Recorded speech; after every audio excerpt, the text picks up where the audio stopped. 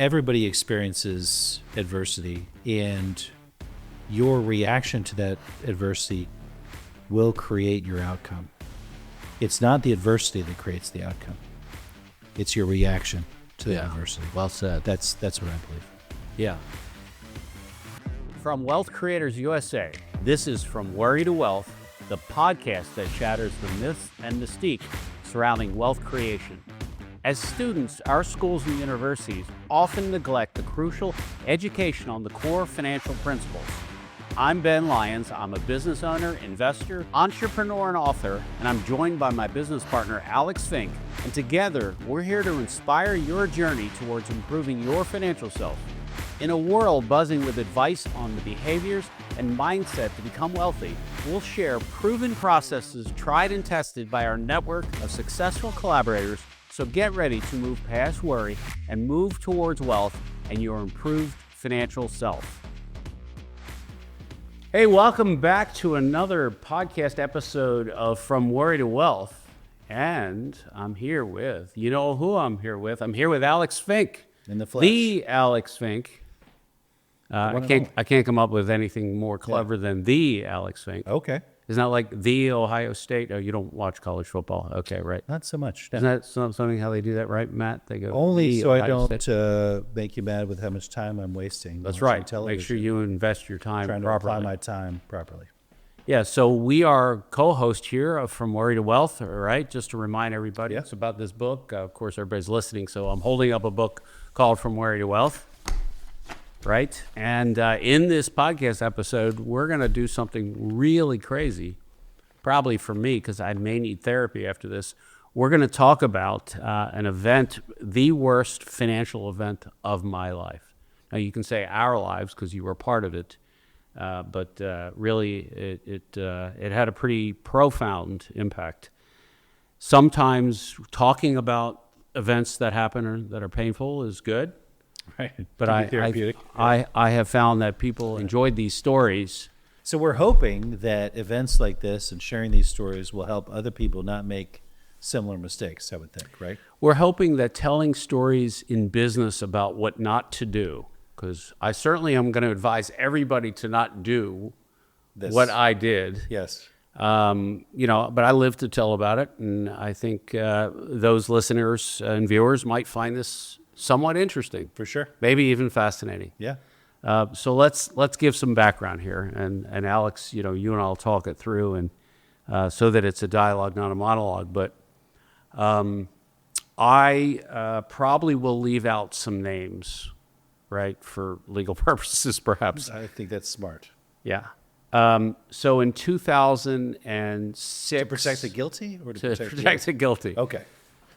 So in 2006, 7, and 8, I provided capital through my lending company to a builder who had excellent credit, financials, always borrowed money, paid it back, built houses in Baltimore County, Carroll County, Baltimore City.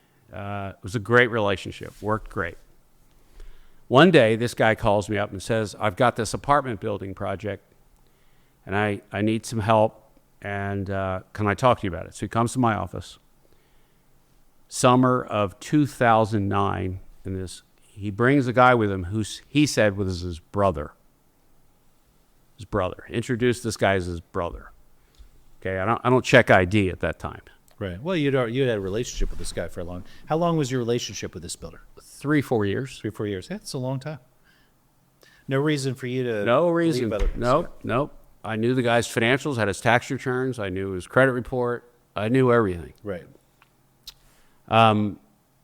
They proceed to tell me about a deal where they needed about $3.3 million from me because they needed liquidity for a $30 million apartment building deal in York, Pennsylvania. And York happened to have only been about 40 minutes from my house. Right.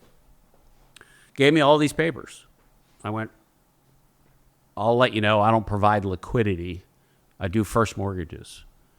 They said, well, this is a great deal. We'll pay you $1 million for the use of the money for 6 months. And by the way, you can have that money held with our attorney. Won't even be out of your name. It'll be 60+%. It'll be in a trust account in your company's name, right. and we'll pay you $1 million. So let's stop right there. So what they're offering is to pay you a 60+% return, which may sound a little too good to be true. Yeah. Right? Yeah. Okay. It was a higher return because that was only 6 months, right? So it was, Well, you're right. You're right. Yeah, it's On three, it's like 60%, right? 7%. Yeah. That's exactly right. Yeah. So I drive to York, Pennsylvania with plans. 60% return is a pretty good return on money. Yeah. Okay. Keep going. I look at this property. It happened to have been a vacant high school. It was the county was selling it. It was a vacant high school, and they were going to convert it into an apartment complex. Looked legit. Had all kinds of papers, appraisals, and there was a loan approval for $30 million from an insurance company in California. I had a file as thick as could be. Yeah. So here's a guy I successfully lent money to, asking me to borrow money, where the money's going to be held by an attorney, and I'll get to the attorney in a second. And it wasn't a loan. He just needed to show liquidity. He didn't have enough liquidity. What's the risk? What could go wrong? What could go wrong? So I called my attorney, and the guy's not alive anymore. His name was Don, and this guy had been my attorney for 20 years. And I said, Don, here's what's being asked.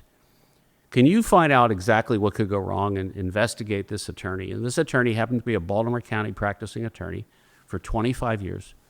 His kids went to the finest private schools. He was the neighbor of another one of my friends that was an attorney. So lived in the same neighborhood. He was an upstanding member of community, known by his peers. The account was going to be held in my company's name with only me as the signer, but it was going to qualify. So I said, well, wait a minute. How can my money qualify with this insurance company? So I called the underwriter for the insurance company, the document that was the commitment letter, and I called the guy. He addressed himself as the underwriter for the insurance company, and I said, how can my money qualify as liquidity for this builder? He said, we're going to allow it because we know that this guy has access to it if he needs it, but we're going to allow your money to qualify. And I said, that makes no sense. Looking back, any red flags with the call with the underwriter? Did you feel like the underwriter was competent? The underwriter was a 60-year-old, competent sounding human being. Okay. And by the no way, red flags talking to him. And by the way, the chief counsel, the general counsel for the insurance company, also wrote a letter verifying this. And I spoke to him too. Legitimate insurance company? A licensed real insurance company. Right. I went on the insurance commission. I got documents. Yeah. Verified the insurance company. Yeah. So much due diligence was done. They were in Newport Beach, California. Guess what I did? I flew to Newport Beach, California to meet with them. Yeah. I met with general counsel and head of underwriting. At the insurance company headquarters. At the insurance company headquarters. Yeah, nice. Looked real to me. Yeah. I said to my attorney, what could possibly go wrong? He said, well, the attorney could steal your money. Right. Okay, let's get a theft insurance policy then on him. So we got a theft insurance policy for $6 million on him. Yep. Okay, great. We've covered the bases. Closed the deal September 15th, 2009. I happened to have been in the Bandon Dunes golf course playing golf on a golf trip. I remember the fact that this was really inconvenience to me, focusing on that. What a waste of time that was. I have a question. If the money's in your name, did they? I assume they chose the bank. Yes. Right. Yes. Did you try to change that approach and put the money in one of your banks? Well, we first said then we want to hold the money. Right. And they said that won't qualify for the insurance company. It has to be held by the attorney as a fiduciary. Got it. Even though the account could be in my name. It's a believable request. Yep. Okay, so we wired. So this was the attorney how was the attorney involved? He was the custodian? The attorney was supposed to be, it was XYZ attorney, Right. for the benefit of my company, and he was trustee. He was okay. So he was yeah. Got it. Okay? And he signed a trust document that says he's not allowed to touch the money Of course. without my approval. Nice. So September 15th, we wire $3.3 million in. Okay? Yep. Stupidly, they had 3 other real estate deals, all documented the same way, right behind it. Right behind it. Mm-hmm. The 3.3 ended up being 6.1 in a matter of 6 months. Meaning you added to that position? We added. Got it. Mistake number 2. Yeah, there you go. Yeah. You're not going to pass out at this point or burst into flames, right? I'm okay. Okay. I'm okay. So triggering conversation. The money for the first 3.3 million was due to be repaid within 6 months, because they were going to close, the insurance company was going to close on the loan, For sure. Pay the money back. and the money would be released. Didn't happen. Red flag starts to go up. My attorney starts to create demands. What is going on? What is going on? Hey, we just need more time. We need more time. Every month, need more time. Meanwhile, they're sending me bank statements, The attorney is. the attorney, Okay. from a well-known bank, one of the largest in the country, showing the money in there. And by then, it was all consolidated. It was an account that showed $7 million. So the 6.1 plus the million, they said the million was sitting in there.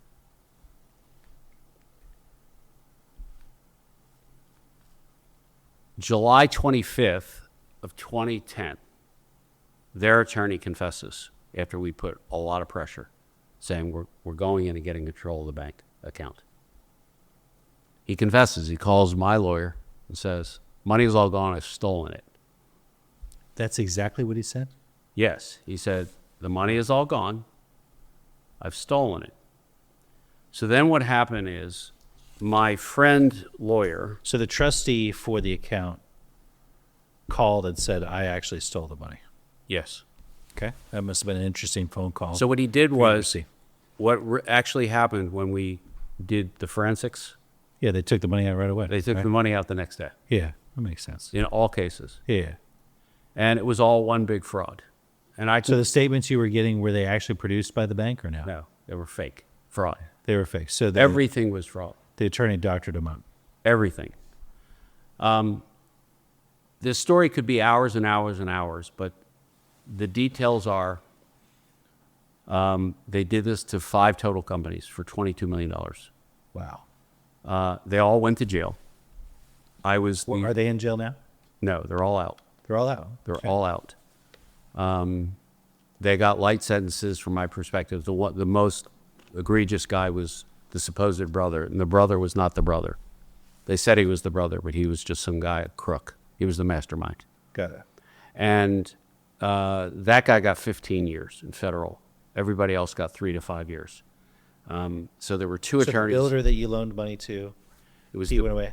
the builder, the brother of the builder that wasn't the It brother. wasn't the brother, yeah. The attorney in Baltimore County. So was this guy a criminal all his life too, or did he just get No. interesting? Yeah. And in another episode, we can talk about what happened there. And also, the 2 people from the insurance company ran on it. They all went to jail. Those people went to jail too. The attorney, underwriter and the underwriter and the general counsel, counsel. they were all in on the fraud. wow. It was an orchestrated fraud. Yeah, it's impressive. It's And kind of impressive. it's a very impressive. The reason nobody caught it is because Because they did a good job. they did a great job. And So Ben, knowing what you know now, what advice do you have for those listening? well, the advice very specifically is I was a real estate lender, meaning I made loans only secured by real estate. And in this case, it was a loan that was secured by a trust account, which is unsecured.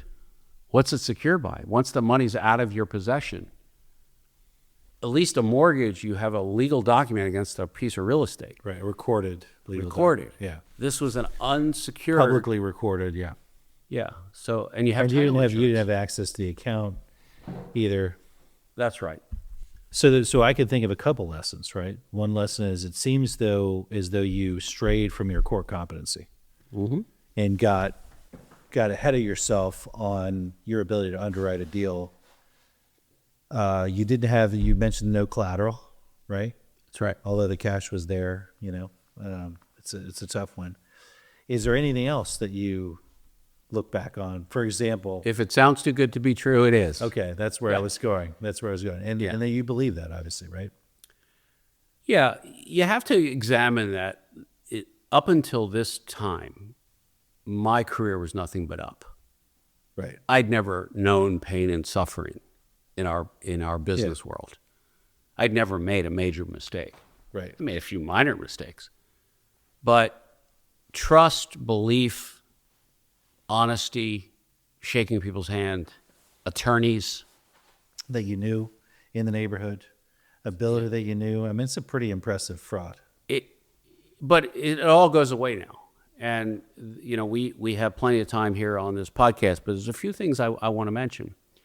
In one of the previous episodes, you and I talked about your execution of Proficio Bank and how you built this. And we tried to buy all the, take over the bank and buy shares. Well, so what had happened was this was the worst event of my life because the $6.1 million was funded partly by you, right? You and your, and I think your dad put up $1 million, and a lot of friends put up money. I had a significant investment in there, and I felt absolutely mortified and horrible because I knew that under my watch I couldn't let people lose money. And I basically went and paid as many people back as I could, as you know. Yeah, you used your own money. Yeah. And used that money to pay people back, which I think could have been done a little bit differently, but it was, you did a great thing. Well, in hindsight, I shouldn't have paid anybody back. And I was the only one in my family that had money, and so nobody else, just me. I don't think my dad was. Well, in hindsight, I think what I should have done is said to everybody, sorry, taken all that money instead of paying everybody back. I would have just invested it, and then over time that Correct, paid him back, yeah. But the thing I like to tell about this story is, so this event is like the worst event of my life. I had almost impossible time communicating to people. I could no longer communicate with people because I was just devastated. And I all my kids were in a private school, Gerstel Academy, and I was spending about $100,000 in tuition. And I went to the head of the school and said, "Hey, I can't pay you. I just had this horrible event. I've got to figure out how to recover from this." It was just devastating. And that was right when we were trying to take over and buy Proficio stock. And we needed a lot of money to buy all this stock. And while we were making a lot of money at the time at Proficio, I went back to this guy about 4 or 5 months later and said, "Hey, I know my last meeting I said to you, I don't even know how I'm going to be able to pay the tuition. But by the way, do you want to invest? We're trying to buy this bank. We need $10 million. He said, "Well, I'm not gonna buy the bank that I don't know anything about, but I'll lend you and your wife $1 million if you want." So I went home to my wife with these documents, and the payments were about $53,000 and change. Short term, yeah. It was a short-term loan. And she said, "Are you out of your effing mind? We just had this horrible event. You're draining all of our liquidity to pay all these people back. You've eroded our net worth because." And a lot of people would just go into depression, stay in their house, be ashamed to even see anybody, focus on all the negative things they hear. While this massive event was going on, you were still working on other opportunities. Yeah, that's an impressive And thing. I just thought of something, and I want all of our listeners and viewers to hear this, because I want everybody to hear how the conversation went with Alex. It was Friday night. So it was Friday night that I found this out, that all his money was gone. And I can tell you right now exactly where I was standing when I called you. I was standing outside of my driveway. It was summer. And I said, "Alex, I've got terrible news. maybe, I don't know if you remember the conversation. The phone call. Yeah. I said, you're never going to believe this, but all that money was stolen. I think you said, like, all what money? And I said, that escrow money that. Yeah, I think I had $1 million or something. Yeah, I said, your $1 million was stolen. Right. And you laughed. You just started laughing. Yeah, it was funny. Meanwhile, it's the worst, event of my life, and you're laughing. Well, you enjoyed my laughter a little bit. And I'm thinking, Alex, you're laughing. This is horrible. And he goes, yeah, Ben, it's not good, but you'll make it back. Yeah. That's what you said. And you said, just come up with a plan to make it all back. Yeah. And this was Friday. And I remember presenting to you a plan on Sunday. I said, Alex, I got a plan. Right. Nice. If we can build this mortgage operation right. to this size, it'll throw off enough revenue where I can fill this hole back in. Right. You said, then let's do it. Yep. Nobody else laughed like that and reacted like that. Right. And that's a true story. For those listening, perseverance is an important thing, and attitude is critical here. When you get knocked down, you got to get back up and keep going. A big shot is just a little shot that keeps on shooting. Yeah. Right? Yeah, that's right. So what ended up happening was I did borrow that $1 million, and I had the ability to make those payments, and I paid that guy back. I don't want to use his name on this podcast, but he was kind enough to lend me the money. Yeah, that's impressive. And we went on to really kill it. We did. And these guys all went to jail. And the moral of the story is I didn't die, learned a valuable lesson. I wish I didn't learn this lesson. Would have been nice not to have to learn it, but it was a nice lesson. Yeah. Yeah, so when people say, well, did you go to college and did you pay for your education? I said, I probably paid more than most people for their education. I agree with that. But, this is a story my old assistant Denise used to say, you got to write a book about this entire story, because nobody gets killed like that and just puts themselves at risk and recovers. But it's a good story in perseverance, right? It sure is, yeah. So what's the takeaway before we wrap up this podcast episode? What's the takeaway?